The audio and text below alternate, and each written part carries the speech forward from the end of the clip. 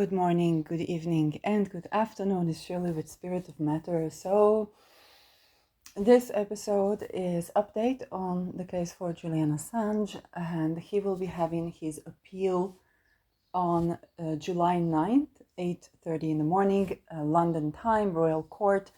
And of course, immediately I got to look at the chart. So, first of all, I want to say that I like this election. I feel that this election is a genuine desire to make his case heard, and I will address the pitfall of this election, and I will address how Housing First and Open Dialogue are going to be supported for Julian, and it might have a deeper process. Like when I got this, I really like, oh my God, that's what happened to him. Okay, so first of all, as per the election, it's going to be a Mars day, with Mars in Taurus applying to conjunct Uranus. Uranus 26 degrees on Algol, not on the minima.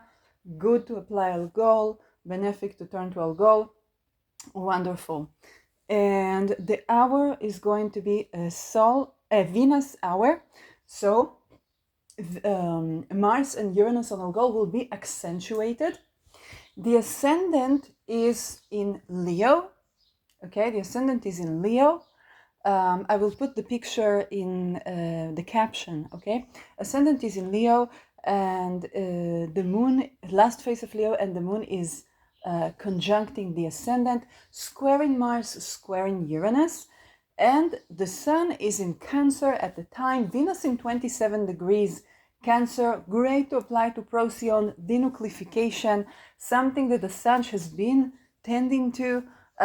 So I feel there's going to be a genuine reception between the 12th house, which is jail, hospitals, exile, and hotels, and the first house, which is basically the person being represented. So there's a good chance for the person inside the jail to present its case. Now, what are the pitfalls of this election? The pitfall is that the moon is squaring Uranus and Mars. So there's going to be an emotional upheaval within, very likely, Assange, and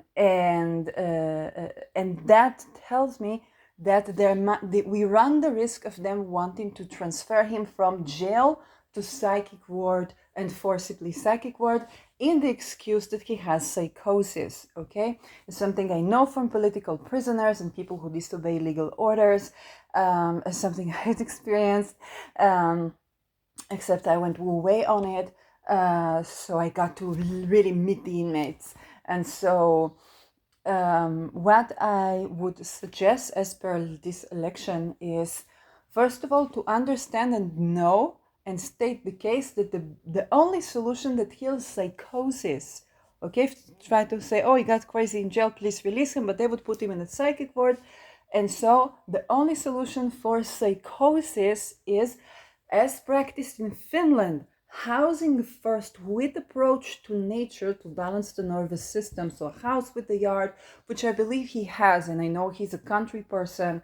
So housing first and to believe what he said. Okay, so housing first and to believe what he said. When I was escaping the Me Too, psychiatrists told me I can only help you if they tell that I'm crazy. So she wanted to help me by saying, oh, what I said is crazy, so that I would not be litigated. And so they might try to go for this direction. Okay, they might try to invalidate his testimony and to bargain the way out for either threatening him with something similar to Belmarsh as psychic ward, with slow-mo execution and forced drugs, which I don't know if it's not existing now. Or alternatively, they might try to get him to question his credibility.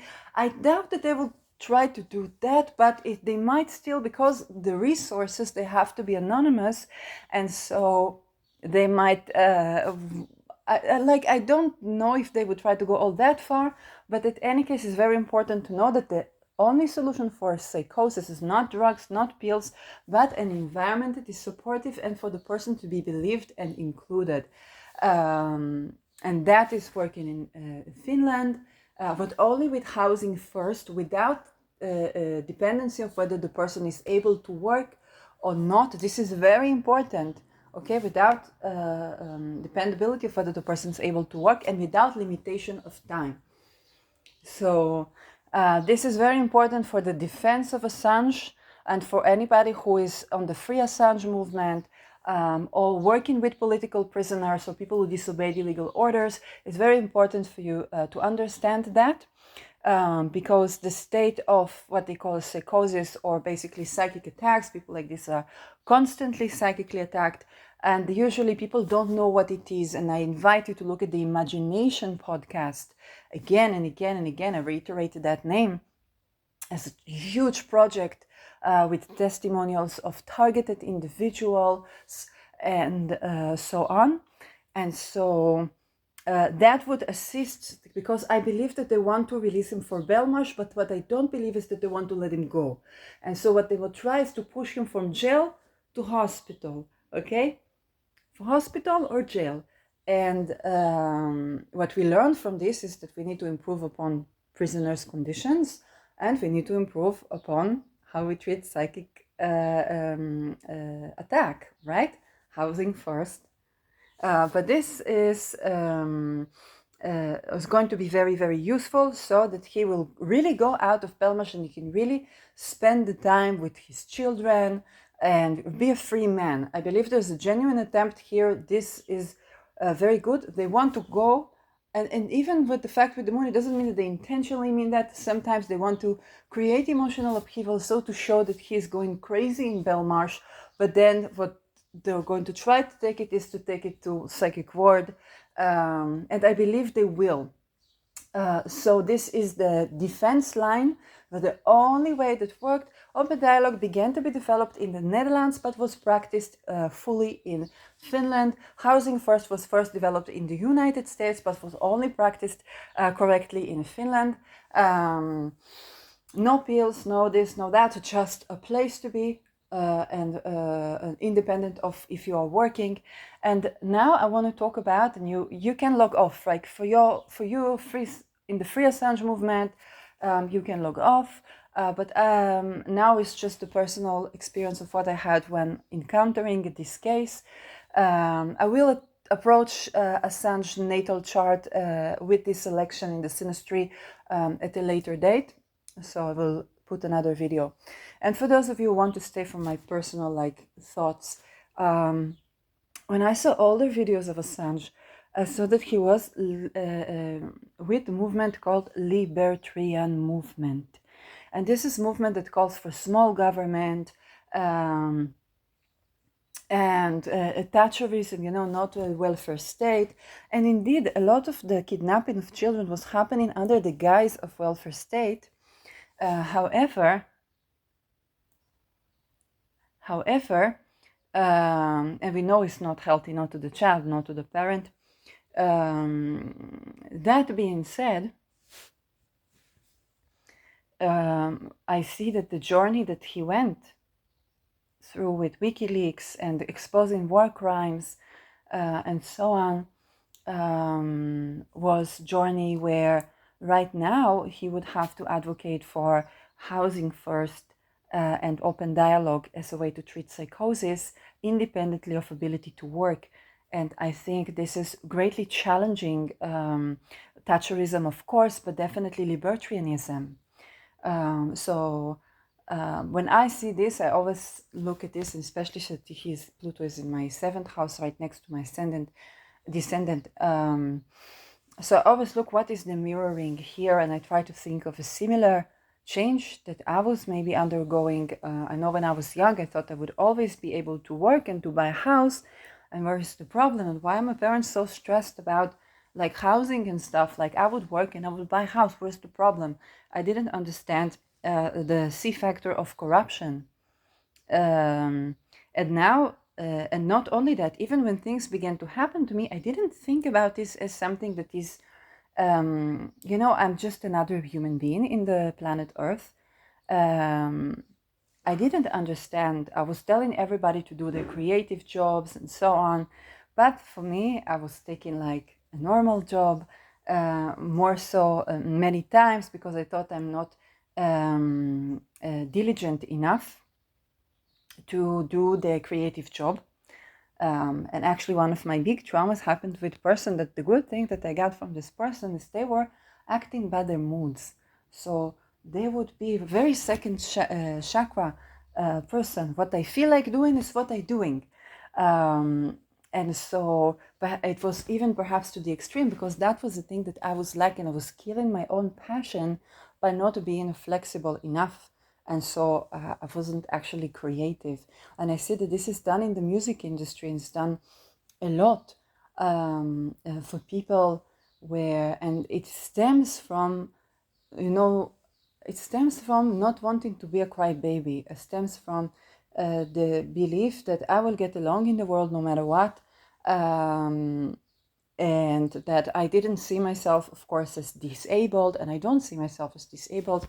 But what I do understand is that the many things that we take for granted, that this is actually too much limitation, and also many freedoms that we take, yes, for granted. I can say, you see that right now, you don't see my face all that much. I'm not hiding my face or anything. But you see, I'm not also like pets. I'm not trying to make money from my pets or from my garden or something like that.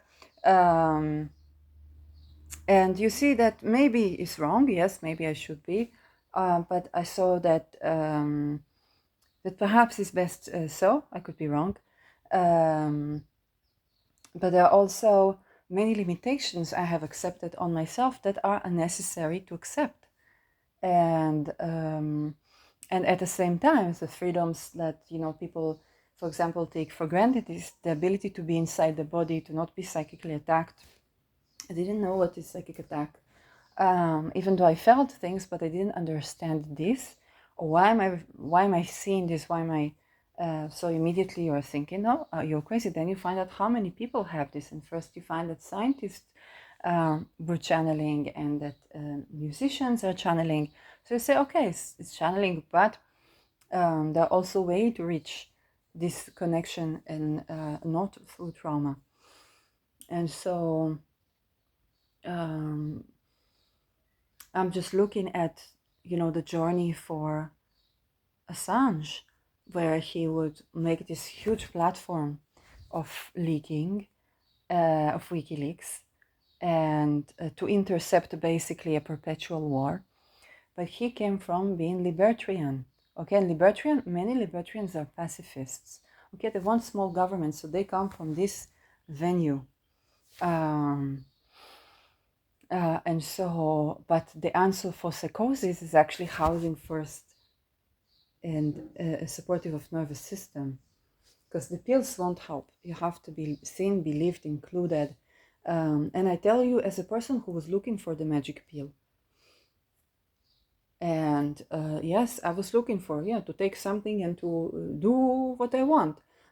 Okay, but it's also, there are struggles that I was trying not to take. Like, why should I make all the struggle about work? I don't see other people wanting declaring openly that they want the same thing that I want, and they don't feel like what I say speaks to them.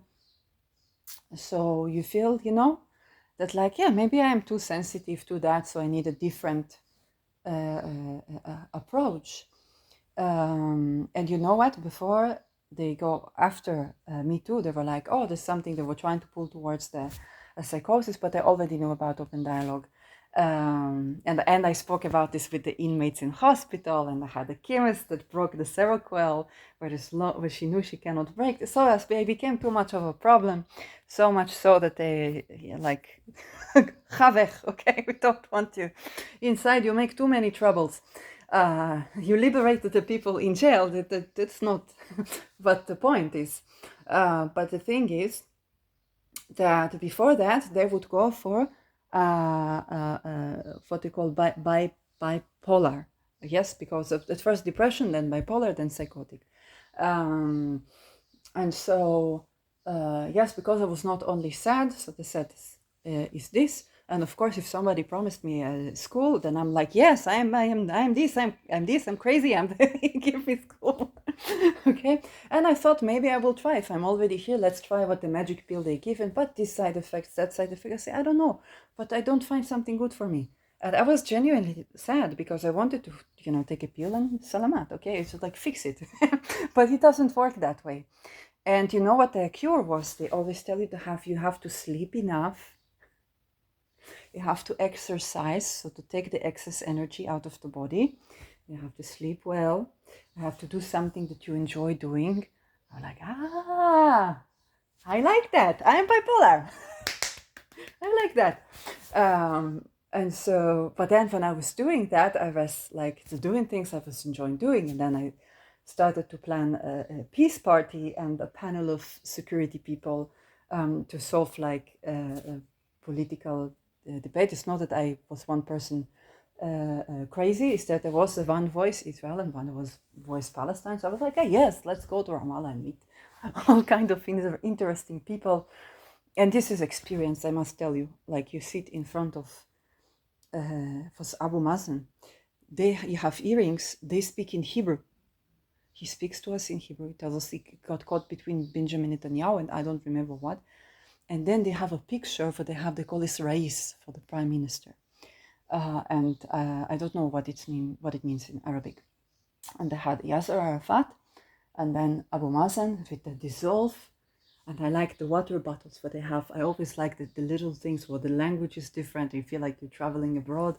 And we were scared that there would be anti-normalization activists. So anti-normalization, so the people who think Israel should not exist. And so, yes.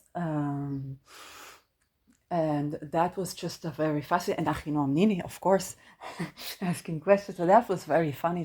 And then I take pictures from the road. So you go to Ramallah, you take pictures from the road, and then I see the sign. It's like, that's the PLO. And I showed this to my friend, he's right wing. He's like, you're going to fucking Ramallah. And they have to approve it for the people in the bus, but they have to approve it to security because you cannot just go there. So I was very, very excited about that. And then, I thought like every human being, okay, let's try and make peace party. So everybody will be interested because nobody wants to talk about, after the assassination of Rabin, nobody wants to talk about solutions, but it's also without solutions. It's like, it's not good. And then like something realistic. So let's take the panel of security. But what I didn't know is that the Wagner Fund, she chooses the top people in the army, in the academia, and that. So I didn't know that every person that does such thing, but like I wanted to do, they immediately make sure to make the life of this person hell. Now, I had no idea. So when Me Too happened to me, and I see the person cannot look me in the eye, and I'm like, that's something very strange. It looks like he got sent. He doesn't look like he's the offender. And I said, no, I don't want to sue him. What I want to talk about, what the technique of what they do for to change that. Because if they wanted me to hate him, and then let's say they would take him off. So either it would be not successful or they would take him off. Yeah, they wanted to get rid of him. But yes, but for me, it's not going to change the reality of work, of when I go to work and so on, and you see run all into weird things like sexual harassment and so and psychic attacks and stuff like that. I didn't think much, but I was like, yeah, it happens to people. So I had it took me a long time, only after 7th of October, to realize that I was targeted since then. And even then, I was like, no, it cannot be for the party, but nothing. But no, they targeted peace activists. And so, yeah, from what I think right now, is more like, I'm not a person that walk with the feeling that people are against them or the world is against them, or so, not at all. So even when they were doing these things, it was very difficult to get me to understand they were doing these things because I didn't take it personal. Yes, I still don't. They do this not for me. They do this for people who are intercepting a perpetual war, which is not good for humanity. So